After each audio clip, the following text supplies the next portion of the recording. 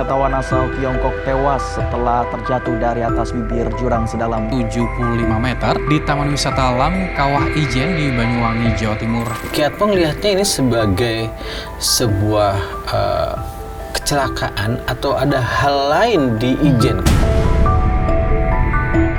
Orang yang dengan banyak mitos, masih banyak cerita-cerita nenek moyang lah. Kita lihat ke kawah malam-malam, kan munculnya antara jam 2 sama jam 4 itu. Tahu-tahu lihat nyala di atas itu. Apa enggak? Apa ini orang mikirnya kan gitu.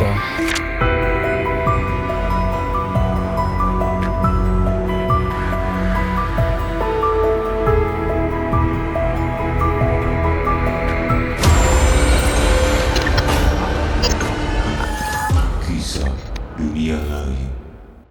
Selamat datang kawan dari dunia lain. Apa kabar Kiatmo? Fresh banget baik. mukanya. Wih, habis keliling-keliling. Eropa ya? Eropa. Via Tanah Zoom. air. Iya. Di mana aja Ki Eropa. kemarin Ki? Pulang ke Jawa Timur? Pulang ke Jawa Timur, terus habis itu muter kita.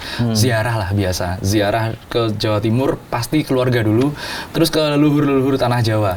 Kan aku orang Malang ya, betah banget di Malang. Hawanya adem, gunung kan soalnya. Beda sama Jakarta ya? Beda. Tapi cari rezekinya di mana? Di Jakarta. Ngerilis stres hilang semua? Pertama sih iya, begitu keuangan menipis, stresnya nambah lagi.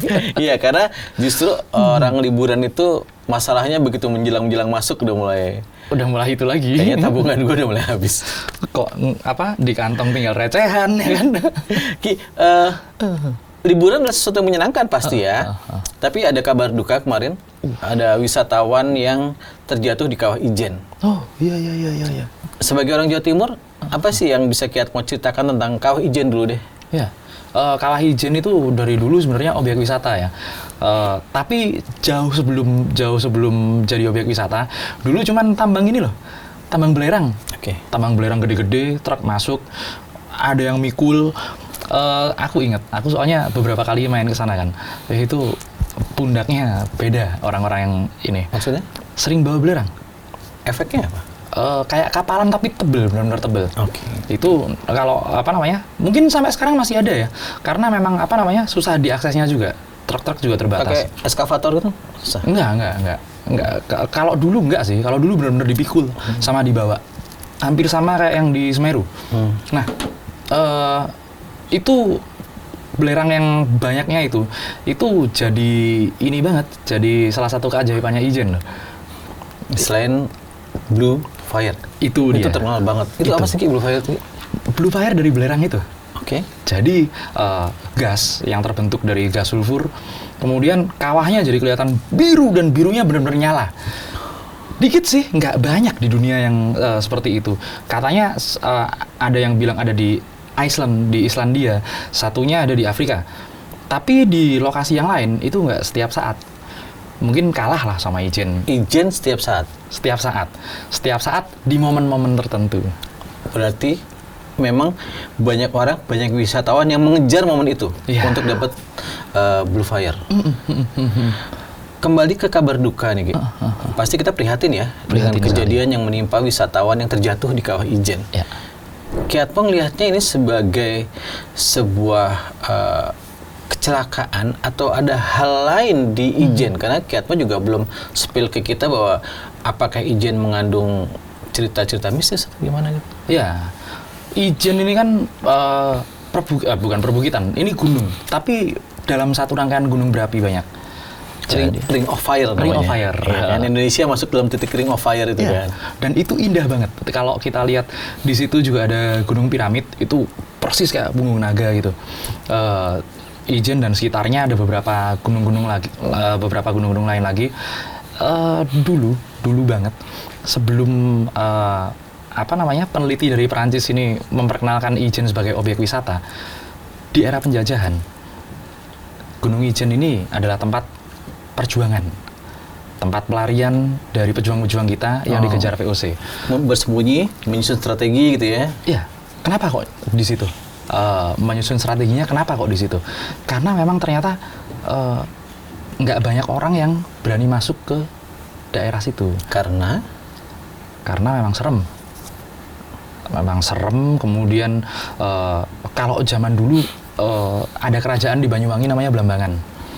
Kerajaan Blambangan ini benar-benar berani, salah satu kerajaan yang berani ngelawan Majapahit langsung. Iya, betul. Nah, pejuang-pejuangnya larinya ke situ. Majapahit mau ke situ susah medannya karena emang bingit, angker, dan banyak makhluk yang nggak normal lah, nggak wajar lah. Habis itu ada satu lagi yang menarik di rangkaian gunung-gunung itu.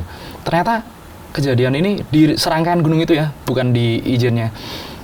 Pernah ada orang yang jatuh juga, hilang, kepleset, hilang. Itu di Gunung Piramid itu. Ya memang jalurnya kalau di sana harus hati-hati sih.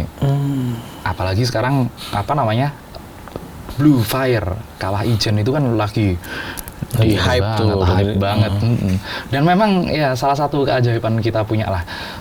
Bayangin, itu kan era sekarang. Bayangin era dulu, orang yang dengan banyak mitos, masih banyak cerita-cerita nenek moyang lah. Kita lihat ke kawah malam-malam, kan munculnya antara jam 2 sampai jam 4 itu. Tahu-tahu lihat nyala di atas itu. Apa enggak? Apa ini orang mikirnya kan gitu. Betul. Apalagi memang ya tempatnya seperti itu. Wingit tadi ya, wingit ya. Nah, kasus yang menimpa wisatawan tadi, menurut Ki Atma itu bagian dari human error, faktor alam, atau faktor mistis? Ya, yang pertama umur manusia memang nggak ada yang tahu ya. Oh ya, kita nggak punya jawabannya. Iya, memang umur manusia ya sudahlah. Kalau terjadi musibah pun seperti apa, tapi faktornya banyak sekali. Contohnya, ini kan belerang, sulfur. Mungkin di jam 2 sampai jam 4 itu orang lagi capek-capeknya. Ya. Ada gas, ada segala macam. Aku yakin pemandu wisata di sana itu udah jago, udah paham medan. Udah apal banget pasti kan. Apal, plus minusnya apal. Cuman ya namanya seperti itu. Cuman kalau cerita-cerita mistis yang ada di Ijen itu sebenarnya bukan cuman di kawahnya, dari bawah ke atas memang banyak lah kisah mistisnya. Satu yang aku sangat percaya, di mana ada sebuah fenomena yang nggak umum di dunia. Di situ ada energi yang lain. Contohnya seperti Blue Fire itu. Ya moga-moga kalau aku sendiri moga-moga nggak ada hubungannya sama mistis lah. Karena memang asik gitu di situ. Boleh nggak kalau aku aku punya pikiran gini, naik dari bawah ke atas capek, ya kan? Effort mau foto-foto, belerang uapnya lagi kenceng-kencengnya, kehirup. Aku nggak ngerti teorinya ya, apakah kalau kita menghirup uap belerang terus mempengaruhi konsentrasi otak? Aku nggak tahu, mungkin nggak gitu. Jadi kehirup belerang terus konsentrasinya menurun, dia foto di pinggir, entah licin entah apa, kepleset, bisa nggak gitu? Bisa, karena gas belerang, gas sulfur ini di jumlah sedikit, itu bikin sesak, pusing, mual, muntah-muntah, keracunan belerang lah kalau orang bilang. Di antara itu, apalagi orang capek hilang konsentrasi dan akhirnya bisa bener-bener kayak ngelihat apa, hilang konsentrasi sampai akhirnya keserimpet sendiri kan. Itu keserimpet ya? Keserimpet, bener-bener keserimpet kainnya dia. Terus ada satu lagi yang ini pernah kejadian juga di Gunung Salak. Uap gas beracun naik, orang nggak cium nggak apa, tahu-tahu plak. Kalau nggak salah itu anak-anak pramuka apa anak-anak pelatihan pecinta alam gitu. Banyak yang meninggal. Mungkin karena faktor gas tadi. Yang di gunung Gunung Salak itu nggak ada jurangnya. Ijen jurangnya terjal, curam, dan jauh sekali, tinggi sekali. Apakah dia selfie-nya terlalu ke pinggir apa gimana sih? Kayaknya sih enggak ya, karena kan kita lihat yang promonya Kawah Ijen juga, itu kan memang mewah ya, eksotik banget gitu loh, banget keren asli, itu nggak ada di tempat lain kalau aku bilang, apalagi ada pohon kayu matinya itu. Sebenarnya ya kalau beritanya dia sempat dari jauh kemudian ngedeket ke bibir kawahnya, jaraknya 2-3 meter sih katanya. Kemudian keserimpet. Lokasinya itu bisa dilihat ya di medsos, promonya juga kan keren itu. Cuman kok tahu-tahu bisa jatuh. 2-3 meter loh. Aku mau usil sedikit sama Ki Atmo sebagai seorang paranormal gitu ya. Ada situasi gaib yang memang menginginkan orang itu nggak? Atau di Ijen ada nggak situasi yang kayaknya nih saat-saatnya Ya. si penguasa si Mbah Rekso ini minta apa gitu? Ada nggak di momen itu gitu? Sebenarnya momen-momen di gunung ya, momen-momen aktifnya dimensi lain itu memang sering. Biasanya ditandai sama yang tadi aku bilang. Kalau di situ ada fenomena alam yang aneh, pasti ada sesuatu yang yang nggak umum di dunia sebelah, dunia gaib lah kita bilang dunia gaib. Bisa dibilang saat kawahnya aktif, ada yang disebut Pajajaran di tanah Sunda, ada yang disebut Pajajaran. Itu jajaran-jajaran gunung. Dan ada yang disebut tempat tinggi, itu namanya Parahyangan, tempatnya para dewa, Parahyang. Oh ya, oke. Aku baru tahu tuh. Nah kan Teori itu Pajajaran dan Parahyangan. Ya. Ternyata itu ya. Itu dia. Itu Parahyangan. Nah, gunung-gunung ini tempatnya Parahyang. Dan memang ya kalian percaya nggak percaya, orang yang lebih bijaksana dari kita itu tahu kalau di atas itu memang tempatnya Parahyang, makhluk-makhluk yang kalau aku bilang keren lah, makhluk-makhluk yang keren lah seperti itu. Dan apakah mereka akhirnya ada hubungannya, terlibat atau enggak, itu urusan lain ya. Tapi kalau aku bilang makhluk-makhluknya ada di gunung yang udah tatarannya seperti itu, ya, enggak ada urusannya minta nyawanya manusia, enggak seperti itu. Itu ya. Jangan dilari-lariin sama hal gaib ya. Di kasus ini loh ya. Kasus ini loh ya. Kecuali kalau memang ada fenomenanya, karena ada satu fenomena yang cukup unik di sana itu. Dulu kabarnya tentara-tentara kalau lari ke sana, Belanda neropong salah satu desa. Aku lupa nama desanya. Nanti kita cari lagi ya. Aku pin komennya nanti. Ini satu desa nih, kita teropong. Itu kelihatan desa ini. Ini ada desa lagi, nggak kelihatan. Yang kelihatan desa sebelah sininya. Oh, justru desa Belakangnya. berikutnya yang kelihatan. Desa berikutnya yang kelihatan. Diteropong dari sebelah sana. Desa yang ini yang kelihatan. Yang ini yang kelihatan. Oke. Desa ini begitu orang masuk ke situ, dicari, nggak ada. Itu fenomena yang asik banget. Cuman kan kalau kita Itu di Ijen ya? Di Ijen. Ada beberapa tempat lain di di Jawa Timur, Argopuro ada, di Ijen ada, di Gunung Raung ada. Cuman fenomena ini yang kita bahas di Ijen ya, itu diteropong Belanda, seperti itu. Dan lucunya lagi, masuk ke situ orangnya nggak sadar. Kalau orang dulu kan sadar, udah tahu ini tempat bisa nggak kelihatan. Nah dia nggak kelihatan orang, dianya sendiri bingung cari jalan keluar. Iya. Ada juga kita naik gunung membuat kita jadi nggak sadar. Apa itu? Kapan selesainya gue naik gunung, maunya di gunung terus tuh. Enggak lah itu kan. Oke, itu dia itu.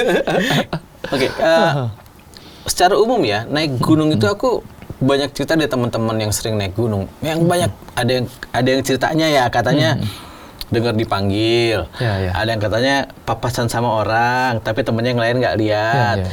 Ada yang katanya diketawain, ada yang katanya ketemu makhluk kecil. Kayak tuh bisa cerita nggak pengalaman-pengalaman mistis, momen-momen naik gunung? Banyak sih kalau pengalaman kayak gitu. Aku punya temen, biasanya main ke sini juga. Namanya si Kang Arya Sena. Dia salah satu tim SAR yang top lah di Jakarta Rescue namanya. Kita kalau naik gunung, itu ngalamin kejadian mistis itu 1:50 lah mungkin. Oke, berarti tidak semua event naik gunung ketemu hal mistis? Enggak. Kecuali yang dicari yang mistis. Oh, kecuali emang niatnya mau naik gunung, aku mau nemuin ini nih, gitu. Mau nemuin sesuatu yang mistis, contoh yang paling mistis. Sebuah gunung yang dipakai memang ritual. Namanya Gunung Arjuno. Itu memang dari awal pendakian, wah, kanan kiri patung, asap dupa menyan segala macam tajam. Itu memang orang yang naruh di situ? Orang yang naruh di situ. Dengan maksud-maksud tertentu? Ya, karena emang itu tempat pertapaan. Oke. Dan kalau pendaki kan sekarang sejak salah satu film yang tayang itu kan anak-anak jadi sering naik gunung tuh, FOMO. Iya.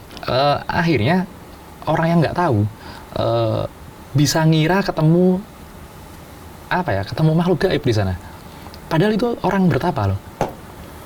Oh, dia sebenarnya ketemu orang beneran. Orang beneran. Cuman karena pikirannya kebayang-bayang film yang dia tonton, seolah-olah dia bertemu makhluk gaib. Ya.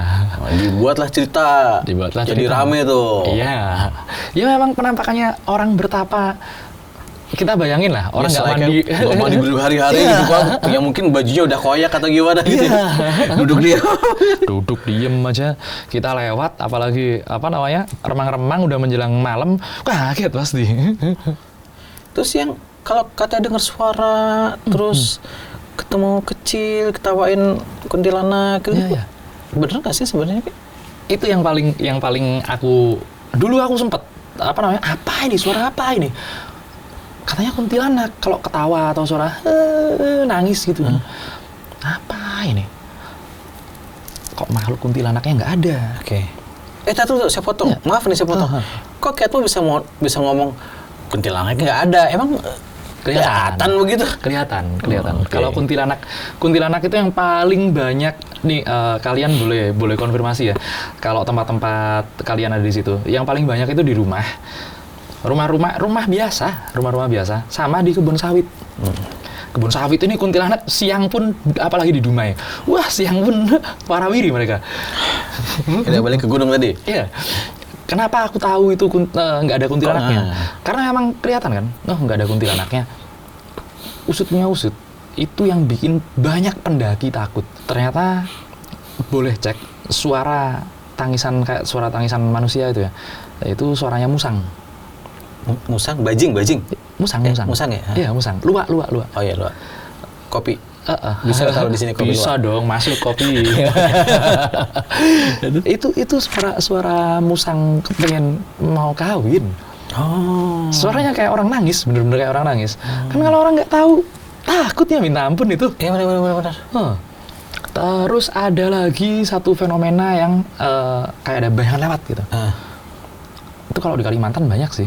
Nggak perlu kita ke gunung. Tahu-tahu kita lagi jalan, aku pernah sama temanku. Ini di hotel. Katanya hati-hati ya. Nanti kalau ketemu orang-orang bunian itu bukan manusia kecil gitu. Nanti kalau ada yang lewat, jangan disandungin dulu. Disandungin tuh? Kesandung lah, ketendang lah. Kita lagi jalan bareng, kita lagi ngobrol sama temen. Tahu-tahu, lihat-lihatan aku sama temen. Apa itu tadi? Lihat kan? Lihat. Oh, itu kali yang diceritain. Nah, itu di hutan juga ada. Di hutan gunung maksudnya. Di hutan gunung juga ada. Dan kalau makhluk-makhluk yang orang bilang kayak kuntilanak ya, di gunung itu kuntilanaknya nggak normal. Hah? Nggak normal. Lepas dari RSJ terus ke gunung. Iya. Itu kuntilanaknya sinting. Kuntilanak. Aku dengar kata kuntilanak aja udah buat pusing nih. Ada lagi kuntilanak nggak normal. Kuntilanak nggak normal. Itu apa maksudnya? Kan kalau kebanyakan kita inilah disebut kuntilanak itu pasti dipikirannya setan, cewek, rambutnya panjang, bajunya putih gitu kan. Itu yang kita lihat di film lah paling tidak.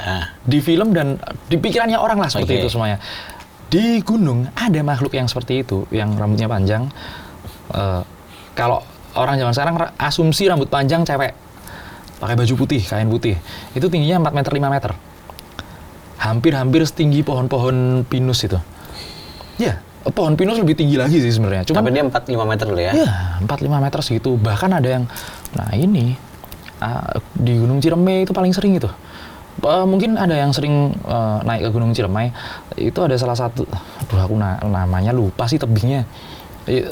Jadi di salah satu tebing itu nanti kalau kalian beruntung, kalian bisa lihat kuntilanak. Kok katanya beruntung ya? Pemilihan katanya beruntung gitu. Kok kalian beruntung gitu? Iya. Karena katanya orang dulu ya, bukan orang sekarang ya. Katanya orang dulu kalau kita bisa berinteraksi dengan hal gaib yang ada di gunung, itu kita bakalan dapat sesuatu yang bagus, rezeki lah, atau ilmu yang berfaedah lah. Zaman dulu, kalau zaman sekarang kan cerita-cerita di di podcast horor itu biasanya naik gunung ditakut-takutin. Ya. kesasar. Ada pasar gaib. Ya. Gitu. Pasar gaib, kesasar, terus habis itu apa lagi ya? Hilang, kemudian muter-muter. Kalau di zaman dulu, Stereotype lah ceritanya begitu aja tuh. template semua lah. Bapak aku ini pendaki. Bahkan kalau kalau kita bayangin pendakian di tahun 70-80, ya jangan dibayangin kayak sekarang. Nggak ada porter ya. Nggak ada porter. Bahkan Masih babat alas. babat. Ini ceritanya bapakku. Kalau mau ini kan jarang ya orang naik gunung ya. Jadi jalannya nggak ada setapak, babat-babat. Kalau udah rimbun, kalau udah benar-benar rimbun, nerobos lewat bawah. Oke. Ngerangkak. Benar-benar gitu. Aku sempet bahkan bapak aku dulu sebelum meninggal itu seminggu naik gunung juga. Itu ngeri itu bapak satu itu. Terus yang sering dijumpai katanya beliau dan teman-temannya yang sering dijumpai itu bukan yang kayak gitu. Apa tuh? Kayak kakek pakai caping. Mas, bahasa Jawanya ya. Mas, mboten pareng mriko. Nggak boleh kesana. Nggak boleh kesana. Jenengan wangsul mawon, nopo lewat mriko mawon. Pulang aja atau lewat situ? Atau lewat situ aja. Oh, nggih Pak, mboten napa-napa. Terus namanya ini anak muda ya. Lewat aja. Begitu lewat, ditoleh lagi, hilang. Itu sering. Muncul lagi di depan. Orang yang sama? Sama. Padahal kan kita logikanya menjauh dari dia ya. Iya. Karena kan dia harusnya ke belakang kita kan. Tapi jalan dia di depan lagi. Dan nggak ada jalan. Oke. Ngomong lagi begitu. Ngomong lagi, kan udah di bahasa Indonesianya. Kan udah dibilangin udah sini. dibilangin, jangan kesini. Nanti kalau ada apa nggak tanggung jawab lo ya. Oke. Gitu. Udah nggak jadi itu. Pulang. Pulang. Ternyata takut juga. Takut. Terus kemudian ada satu ya temannya bapak lah dulu. Itu sering itu dikasih barang-barang lucu-lucu kalau aku bilang. Hello Kitty, gantungan kunci gitu. Gantungan kunci Hello Kitty. Enggak, barangnya aneh-aneh. Barangnya aneh-aneh kayak batu. Batu berbentuk batu biasa. Ada yang berbentuk cincin. Dan ini yang lucu, dikasih helm. Mereknya apa? Soe gitu. Bukan. Helm perang. Oh, motor. Itu bekas prajurit berarti? enggak, orangnya kakek, tapi Mas ini bawa pulang aja udah, gitu. Dikasih ini apa? Ini kan nggak Baja tahu. kan? Baja kan? Baja, bener-bener helm perang Jepang itu. Terus begitu sekarang ternyata memang ada gua Jepangnya di situ. Jadi ada ya pokoknya orang Malang pasti tahu lah, apalagi yang pendaki-pendaki. Ada sepeda, terus habis itu ada helm-helmnya Jepang. Tapi beneran itu barang itu beneran? Ah iya beneran ada. Oh, bukan gaib lah ya? Bukan Si gaib. pemberi pun manusia? Yang masih gaib. Soalnya dicari nggak ada udah. Orang ditanyain ditanyain itu tadi ada orang ngarit, kan biasanya sama ngarit gitu ya, pakai caping. Di bawah di atas di bawah ditanyain dapat dari mana barang kayak gitu. Itu tadi di atas ada orang ngarit, bapak tua gini. Mana ada orang ngarit di situ? Orang tua kerjanya di situ Mas. Dikasih tahu tempat-tempat ambil ininya. Kalau di situ nggak ada orang gitu. Loh, siapa itu tadi? Tapi setelah sampai di rumah barang-barang itu nggak ada apa-apanya kan? Nggak tiba-tiba sepeda ada yang duduk malam-malam, helm ada yang pakai. Jalan sendiri ya. Nggak ada dong, nggak ada kayak gitu kan. Tapi aku pernah punya pengalaman dapat barang dari gunung. Gunungnya kalau ini gunung deket, gunungnya ini Gunung Salak. Dikasih barang, tahu-tahu aku mimpi. Batu sepele kok. Nah, kamu hati-hati ya kalau bawa itu. Soalnya kalau ada cewek dari satu suku tertentu, nyantol nanti sama kamu yang repot. Oke, batunya masih ada sekarang? Tenang. Itu batu itu 300.000 2 jam. Hah? Disewain. Enggak. Ada apapun itu ceritanya ya. Gunung yang selalu menyimpan banyak misteri ya. Banyak misteri banget. Banyak banget misteri di balik gunung itu ya. Hal-hal mistis. Tapi dari kejadian yang tadi yang jelas kiatmu apa? Ini bukan mistis ya, kejadian si wisatawan jatuh tadi itu ya. Bukan mistis sih kalau menurutku. Mungkin faktor kelelahan, faktor mungkin sedikit kena belerangnya atau apalah. Dan satu hal yang paling aku yang paling aku salut ya, itu kan jurang tebingnya ya, jatuh dia kan 100 meter. Ada yang bilang 100 meter, ada yang bilang 75 meter, tapi setauku itu sekitar 83 lah. Pelengsengan lagi, tebingnya. tebingnya. Nah, tebingnya. Itu tim SAR yang cakep. Kan pakai drone juga turun tuh. Iya. Makanya niat kan udah. Berarti safety-nya sebenarnya udah Oh iya. memadai. Berarti positifnya adalah safety di Ijen itu luar biasa. Luar biasa.